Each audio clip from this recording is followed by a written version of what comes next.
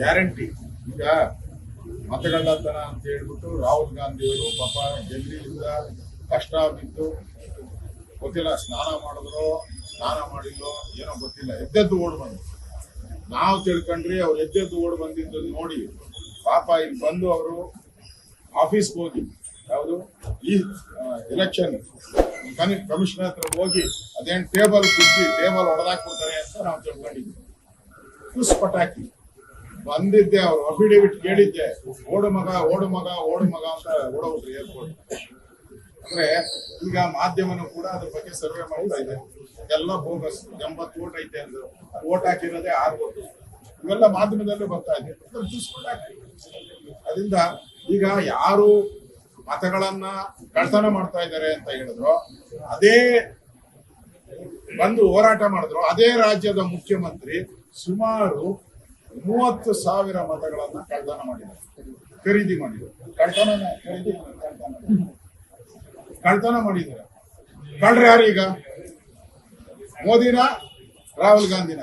ಗೊತ್ತಾಯ್ತಲ್ಲ ಕಳ್ತನ. ಸಾಕ್ಷಿ ಇಬ್ರಾಹಿಂ ಅವರು ಕಾಂಗ್ರೆಸ್ಸಿನ ದೊಡ್ಡ ನಾಯಕರು. ನಾನಿಲ್ಲ ಅಂದ್ರೆ ಸಿದ್ದರಾಮಯ್ಯ ಅಲ್ಲಿಂದ ಓಡೋಗ್ಬೇಕಾಯ್ತು ಅಂತ ಹೇಳಿದ್ದಾರೆ. ನಾನೇ ಗೆಲ್ಸಿದ್ದು, ನಾನೇ ದುಡ್ಡು ಕೊಟ್ಟಿದ್ದು, ಸಾಲ ಮಾಡಿ ದುಡ್ಡು ಕೊಟ್ಟೆ, ಅದು ಸಾಲನ ಆಮೇಲೆ ಸಿದ್ದರಾಮಯ್ಯನವರು ಬ್ಲಾಕ್ ಮನಿ ತಗೊಂಡು ಕೊಟ್ಟರು ಅಂತ ಅದನ್ನು ಹೇಳ್ಬಿಟ್ಟಾರೆ. ಇಷ್ಟೆಲ್ಲ ದಾಖಲೆಗಳಿದ್ದ ಮೇಲೂ ಯಾವ ಮುಖ ಇಟ್ಕೊಂಡು ಅಧಿವೇಶನ ಬರ್ತಾರೆ ನಮ್ಗಂತೂ ಗೊತ್ತಿಲ್ಲ. ಪಕ್ಕಾ ಕೇಸು. ಏನು ನರೇಂದ್ರ ಮೋದಿಯನ್ನ ಟಾರ್ಗೆಟ್ ಮಾಡಿದ್ರು, ಈಗ ತಿರುಗುಮಾಣ ಆಗಿ ಅದು ರಾಹುಲ್ ಗಾಂಧಿಗೆ, ಸಿದ್ದರಾಮಯ್ಯ ಬರ್ತಾ ಇದೆ. ಎಲ್ಲ ವಿಚಾರ ಚರ್ಚೆ ಆಗ್ತದೆ.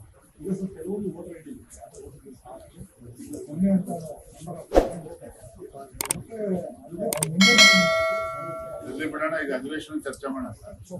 ಅದೆಲ್ಲ ಮಾಡ್ತಾ ಇದ್ದಾರೆ. ಅದಕ್ಕೆ ಅಲ್ಲ ದಾಖಲೆ ನಾನು ಹೇಳ್ತಾ ಇರೋದು, ದಾಖಲೆಗಳನ್ನ ಕೊಟ್ಟಿಲ್ಲ ಅಂತ ಹೇಳಿ ಚುನಾವಣಾ ಆಯೋಗ ಹೇಳಿದೆ. ಡಿ.ಕೆ. ಶಿವಕುಮಾರ್ ಬಂದ್ರು, ಒಂದು ಪೇಪರ್ ಕೊಟ್ಟರು, ಹೋದ್ರು ಅಂತ ಹೇಳಿದಾರಲ್ಲ. ಸ್ವೇರಿಂಗ್ ತಗೊಳ್ಳಿ ಅಂದ್ರು, ದಾಖಲೆ ಕೊಡೋದ್ರು. ಇನ್ನು ಒಬ್ರು ಪತ್ತೆ ಅವತ್ತು ಬಿಟ್ರೆ ಇವತ್ತವರೆಗೂ ಒಬ್ರು ಚುನಾವಣಾ ಆಯೋಗದ ಮಕಾನು ನೋಡಿಲ್ಲ, ತಿರುಗು ನೋಡಿಲ್ಲ ಆಫೀಸ್ ಕಡೆ. ಅವ್ರ ಯೋಗ್ಯತೆ ಏನು ಅಂತ ಕಾಂಗ್ರೆಸ್ ಯೋಗ್ಯತೆ ಗೊತ್ತಾಯ್ತಲ್ಲ. ತನಿಖೆ ಮಾಡ್ತಾರೆ, ಇವ್ರು ಕೊಟ್ರೆ ಚುನಾವಣಾ ಆಯೋಗ ತನಿಖೆ ಮಾಡ್ತದೆ, ಸ್ವತಂತ್ರ ಸಂಸ್ಥೆ. ಲೇಟೆಸ್ಟ್ ಹಾಗೂ ಇಂಟ್ರೆಸ್ಟಿಂಗ್ ಸುದ್ದಿಗಳಿಗಾಗಿ ಬಾಸ್ ಟಿವಿ ಕನ್ನಡ ಚಾನೆಲ್ನ ಸಬ್ಸ್ಕ್ರೈಬ್ ಮಾಡಿ. ಹಾಗೆಯೇ ಬೆಲ್ ಐಕಾನ್ ಪ್ರೆಸ್ ಮಾಡಿ.